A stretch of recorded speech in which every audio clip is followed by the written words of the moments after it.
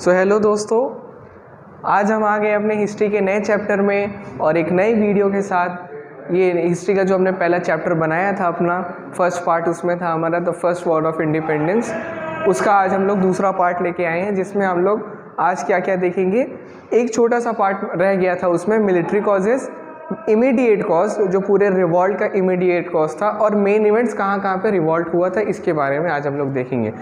So welcome to this amazing platform of the A1 coaching, और मैं आपका history section English teacher यहाँ पे आपको पढ़ाने के लिए मौजूद। ठीक है, तो अपना पहला लेक्चर शुरू करते हैं बिना ज़्यादा बात किए। तो देखो क्या था, हमने पिछली बार क्या क्या पढ़ा था, कॉजेज़ क्या थे इस रिवॉल्ट के। उसमें क्या क्या था, एक था पॉलिटिकल कॉजेज़, एक था सोशियो रिलीजियस कॉजेज़ उसमें था, और एक और था इकोनॉमिक कॉजेज़। देखो ज़रूरी नहीं है कि आपको पूरा पढ़ना है, 3-4 ही आने चाहिए, लेकिन मैंने एटलीस्ट 5 तो लिए हैं ये सबको अच्छे से बताने के लिए। और बिल्कुल मतलब आराम से बिल्कुल फैमिली के साथ बैठो, चिल होके एकदम हिस्ट्री को एकदम कहानी की तरह सुनते चले जाओ, बस और कुछ नहीं। बीच में अगर कुछ लिखना हो तो नोट्स बना लीजिएगा। ओके ठीक है, तो पहला शुरू करते हैं फिर मिलिट्री कॉजेज। देखो सबसे पहला पार्ट क्या था, ill treatment of Indian soldier. जो अब भाई ईस्ट इंडिया तो कंपनी थी पूरी हमारी, उसके अंदर क्या था, काफ़ी सारे इंडियन सीपर्स, इंडियन सोल्जर, इंडियन सिपाही भी थे काफ़ी ढेर सारे। तो उसमें क्या था कि आज के आप देखोगे कि पहले तो इतनी जल्दी रिक्रूटमेंट ही नहीं हो पाता है आर्मी के अंदर उतना, मतलब पहले फिटनेस वगैरह देखी जाती, फिर उनको हाई सैलरी दी जाती, मतलब काफ़ी आज के टाइम में अच्छा है। लेकिन उस टाइम पे क्या था, उस टाइम पे बेचारे इतनी मशक्क़त से वो लोग जाते भी थे इंडियन सोल्जर, लेकिन उनको तब भी एक तो ना उनको सैलरी पे की जाती थी, ना उनका खाना पीना अच्छा होता था, ना उनका रहना अच्छा होता था। तो ये भी बहुत बड़ा कॉस्ट था। क्या था, ब्रिटिश आर्मी के अंदर इनको पहले तो इनसे पूरा काम लिया जाता था अगले नए स्टेट्स को कैप्चर करवाने में, लेकिन फिर उसके बाद इनको उतनी सैलरी भी नहीं दी जाती थी। इल फेड मतलब कम देते ही थे, और लो सैलरी पे इनको रखते थे, और बैडली ट्रीटेड मतलब अच्छे से ट्रीट भी नहीं करते थे। तो 3 चीज़ थी इनके अंदर, सैलरी नहीं अच्छे से देते थे, इनका खाना पीना अच्छा से नहीं था, और रहना भी ठीक नहीं था। एक ये सबसे बड़ा कॉज था मिलिट्री कॉजेस के अंदर। ठीक, दूसरा पार्ट क्या है, जनरल सर्विस एनलिस्टमेंट एक्ट। देखो ये एक्ट क्या था कि ये जब जैसे आज कुछ एक्ट पास होता है ना, तो उस टाइम ये कंपनी फालतू के एक्ट्स ही पास कराती चली जा रही थी। तो इस एक्ट में क्या था, ये शायद आई थिंक 1854 में शायद पास, 1854 या 56 में पास हुआ था। उसमें इन लोग ने क्या कहा कि अब इंडियन सोल्जर को हम लोग ओवरसीज भेजेंगे, मतलब देश के बाहर। ओवरसीज मतलब होता है देश के बाहर। तो ब्राह्मण जो समझते थे, ये बहुत सैक्रेड लोग होते थे, ये लोग समझते थे कि अगर हम बाहर जाएंगे तो हमारी मतलब कुछ धर्म से रिलेटेड कुछ मतलब इशू हो जाएगा, इसलिए उन लोग को ये थोड़ा सा ख़राब लगने लगा था, और ये एक ड्रॉबैक धीरे धीरे बनता जा रहा था। और एक साइड ड्रॉबैक और एक साइड जो मतलब इतने सारे इवेंट्स होते चले जा रहे थे, बीच में इन लोग के अंदर आग बढ़ती चली जा रही थी, हाँ अब ये गलत हो रहा है धीरे धीरे। अब देखो ये क्या है, larger proportion of Indian army and, ये देखो इसमें क्या था, इंडियन आर्मी के अंदर जो मतलब ब्रिटिश आर्मी थी पूरी आपकी, उसके अंदर थे इंडियन, उसमें थे कितने इंडियन थे उसमें 2,38,000 समथिंग कुछ ऐसे ही थे, और ब्रिटिश ट्रूप्स जो जहाँ तुम्हारा ब्रिटिश वाला पार्ट था वो था 45,322, 45,322 लोग थे उसमें ब्रिटिशर, और अपने 2,38,000 इसमें इंडियन थे। इसमें मतलब ये कोई कॉस्ट टाइप तो नहीं था, लेकिन एक ये था कि मतलब ब्रिटिश के कंपैरिजन में इंडियन ट्रूप जो था आपका मतलब डबल 3 टाइम्स था। तो फिर जब लोगों को लगा, इंडियन आर्मी को लगा कि हाँ हमारी संख्या काफ़ी ज़्यादा है, तो हमको अब रिवॉल्ट करना शुरू कर देना चाहिए। तो मतलब ये एक एडवांटेज उनको लगा कि हाँ हमारी क्वांटिटी और हमारी स्ट्रेंथ काफ़ी ज़्यादा है ब्रिटिश ट्रूप के खिलाफ, तो हम अब रिवॉल्ट एक कर सकते हैं। ठीक है, तो ये क्या है, अब क्या, फॉल्टी डिस्ट्रीब्यूशन ऑफ ट्रूप्स।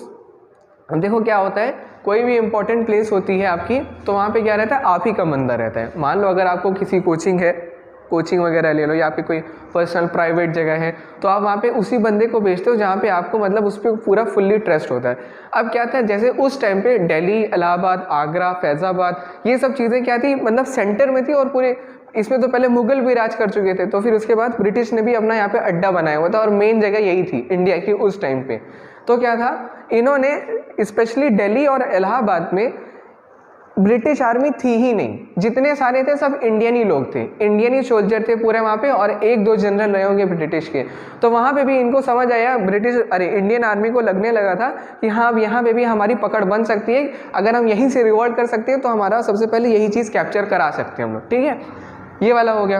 अब क्या है, poor performance of British troops. देखो उतने टाइम क्या चल रहा था, जब रिवॉल्ट हुआ था तो ब्रिटिश और सारे कई मतलब वॉर कर रहे थे। एक था पर्शियन वॉर, चाइनीज़ वॉर और अफ़गान वॉर भी चल रहा था अफ़गानिस्तान से। तो क्या हो गया था, मतलब काफ़ी ब्रिटिश हर जगह फैला हुआ था। एक देखो बहुत पहले के लोग, अगर आप लोग अपने मतलब बड़े बुजुर्गों से पूछोगे तो पहले के लोग कहा करते थे, the sun rises in the British empire and the sun sets in the British empire. सूरज डूबता और जागता था ब्रिटिश एम्पायर के अंदर, मतलब इतना फैला हुआ था पूरे मतलब 1/3 ऑफ द वर्ल्ड पे तो उनका कैप्चर था ही। तो इतने सारे वो चल रहे थे, तो उनका मतलब एडमिनिस्ट्रेशन ठीक नहीं हो पा रहा था। तो इसमें क्या हुआ, इन्होंने सोचा कि हाँ अब ये सही है। और उस टाइम पे क्या हो गया था, इसी पार्ट के अंदर पुअर परफॉर्मेंस के अंदर, कि कुछ मतलब जैसे होते हैं ना ट्राइबल साइड होते हैं, कुछ खेत गाँव रहते हैं इंडिया के अंदर, तो काफ़ी सारे उस टाइम पे और थे, तो कुछ ऐसे मतलब रहे। तो वहाँ पे क्या था, वहाँ के कुछ गांव वालों ने अपना कुल्हाड़ा और बेसिक सामान लेकर ही ब्रिटिश को हरा दिया था। मतलब अपने पार्ट से तो हटा दिया था उन्हें, ठीक, अपने पार्ट से उन्होंने हटा दिया था। तो ब्रिटिश का एक जो मिथ था कि हम इनविंसिबल हैं, हमको कोई हरा नहीं सकता, वो टूट चुका था। और मतलब उनको भी लगने लगा था कि हम थोड़े थोड़े वीक हो रहे हैं, ठीक, ये हो गया। और डिप्रीवेशन ऑफ अलाउंसेस, मतलब कि ये था, अगर आप बाहर जा रहे हो, मान लो अगर आप ऑफिस जा रहे हो, आपका ऑफिस काफ़ी दूर है, तो आपको एक डेली अलाउंस मिलता है, मतलब पेट्रोल वगैरह का, आपके आने जाने का खर्चा। लेकिन इंडियन लोग को, ब्रिटिश आर्मी जो थी, जो ब्रिटिश सरकार थी, ईस्ट इंडिया कंपनी, ये इंडियन लोग को कुछ देते नहीं थे, अलाउंस वगैरह कुछ नहीं देते थे। मतलब क्या कहना चाह रहा हूँ, ये लोग अगर कहीं ओवरसीज जा रहे हैं, कहीं दूर लड़ने जा रहे हैं, कहीं दूसरे से लड़ रहे हैं, कहीं अपने स्टेट के अंदर लड़ रहे हैं, तो उनको अलाउंस भी नहीं मिलता था। सैलरी तो कम थी और अलाउंस भी नहीं मिलता था, ठीक। तो ये थे सारे आपके मिलिट्री कॉजेज। अब आओ इमीडिएट कॉज था, क्या था, मतलब बिल्कुल जैसे चिंगारी बढ़ पड़ी, ऐसे चिंगारी लगी, आग लग गई पूरी। तो क्या है इसमें, 1856 के अंदर क्या था आपका, 1856 में ये कुछ हुआ। मतलब तब एक ऐसे होते ना पिस्टल टाइप पहले चलती थी, तब वहाँ पे उतने टाइम 1856 तक पिस्टल टाइप चल रही थी। 1857 जनवरी के वक्त में ब्रिटिश ने उस पिस्टल की जगह एक एनफील्ड राइफल लाई। एनफील्ड राइफल अब तो काफ़ी सारे, उस टाइम के लिए एक एनफील्ड राइफल लाई। एनफील्ड राइफल लाने के उसमें क्या था कि अगर आप उस गन को लोड करोगे तो जो आपको उसमें होते हैं ना, उसमें बुलेट भरनी है, अगर उसके अंदर जो कारतूस आपको अगर लगाना है, तो आपको पहले उस कारतूस के ऊपर का एक ग्रीस पेपर लगा रहता है, उसको मुंह से हटा के फिर उसको लोड करना पड़ेगा, ठीक है, इतनी बात समझ आई। तो फिर लेकिन उतने टाइम कुछ इन्फॉर्मेशन से, ये गुप्त सूत्रों से ये पता लगा कि वो जो ग्रीस पेपर है वो पिग या फिर काऊ के चर्बी से बना हुआ है, ठीक है। तो फिर इसके लिए क्या हुआ, इसमें जो हिंदू लोग थे, हिंदू लोगों को काऊ बहुत सेक्रेट थी, उनकी मतलब बहुत स्पिरिचुअल चीज़ थी, तो उनको लगा कि यहाँ इसकी चीज़ यूज़ हो रही है, तो ये तो हम लोग नहीं कर सकते, हमारे रिलीजियस एक्ट के लिए ख़राब है। और मुस्लिम जो थे उनके लिए पिग टैबू था, मतलब बिल्कुल मना है उनके लिए, तो वो चीज़ एकदम अलग हो गई।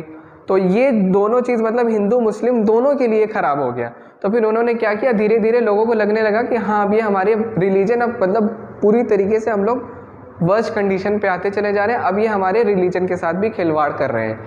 ये काम हो गया तब। लेकिन 2 फरवरी 1857 को क्या हुआ, एक उन्होंने जब कहा कि सबको मतलब करो, तो कुछ उसमें से जो सिपाही से सोल्जर, उन्होंने ये मतलब एनफील्ड राइफल को चलाने से मना कर दिया। उसमें से एक मंगल पांडे भी थे। मंगल पांडे बहुत फेमस इंसान है। तो मंगल पांडे ने क्या किया, लेने से मना कर दिया। और अगर मतलब शायद एक वो भी था, एक जनरल था वहाँ का। पहले के लोगों में क्या हो रहता था, एक ये भी है कि पहले के जो ब्रिटिश ट्रूप्स थे उनको हाई रैंक पे सारे ब्रिटिशर ही बैठे रहते थे। मतलब अगर कोई DIG है, SI है, या कोई और हाई पोस्ट का है, IAS PCS, उस टाइम पे तो सारे ब्रिटिशर ही रहते थे। इंडियंस को बहुत ज़्यादा से ज़्यादा सूबेदार ही रैंक दी जाती थी, उससे ज़्यादा ऊपर नहीं किया जाता था। तो इसने क्या किया था, मंगल पांडे जी ने क्या किया था, एक ब्रिटिश जनरल को गन मार दिया उनको, कि इन्होंने, जो ब्रिटिश जनरल ने फोर्स किया कि आप इस राइफल को चलाओ, तो उन्होंने मना कर दिया, फिर उसको मार दिया।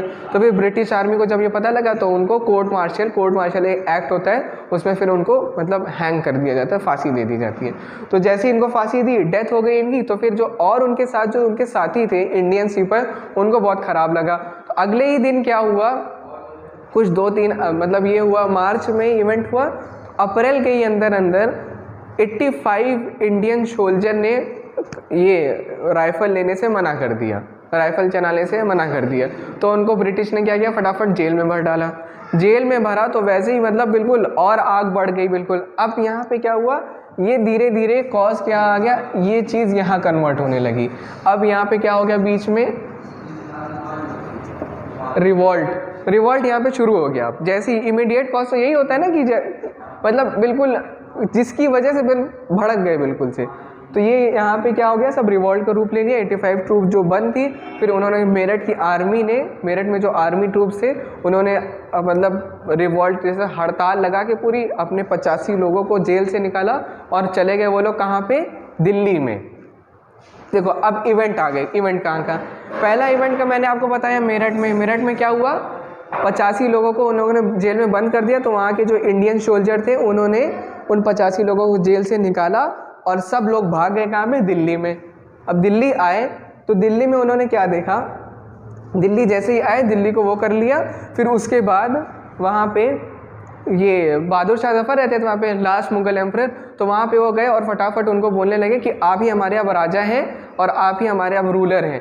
आप फटाफट जितने भी बाकी स्टेट के रूलर हैं उनको चिट्ठी भेजिए कि अब यहाँ पे हम रिवॉल्ट शुरू करना चाह रहे हैं, बिल्कुल ठीक है।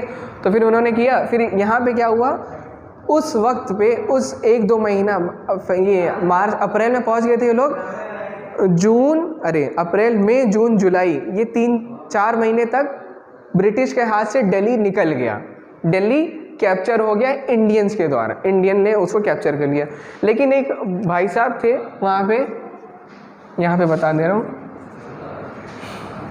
Sir Nicholas Johnson.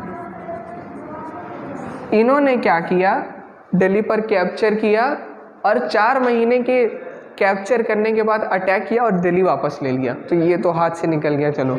और फिर उसके बाद इवेंट कानपुर में क्या हुआ, देखो एक क्या था, पहले में एक नाना साहेब भी थे, बाजीराव टू के एडॉप्टेड सन थे। तो एक आपको पहले बताया था ना मैंने, अगर वो आपने वीडियो नहीं देखी तो जाके देख लो, डॉक्ट्रिन ऑफ लैप्स क्या था।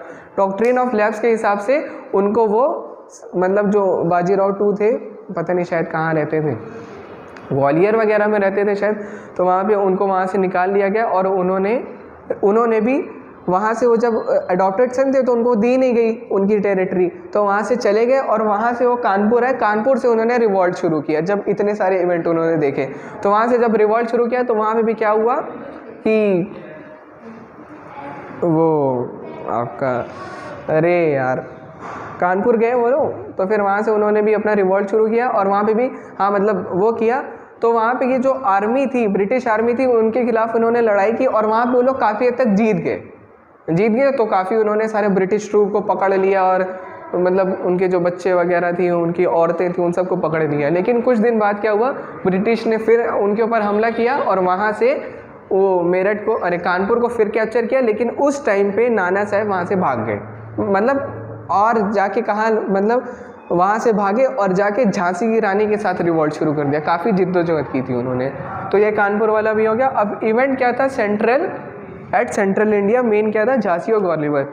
झांसी वाला वही था कि उनके मतलब उन्होंने कहा ब्रिटिश ने आपका अडॉप्टेड सन नहीं ले पाएगा आप हमको, तो उन्होंने कहा मना कर दिया। फिर उन्होंने झांसी की रानी और नाना साहब ने वहाँ से मिल के रिवॉल्ट मचाया।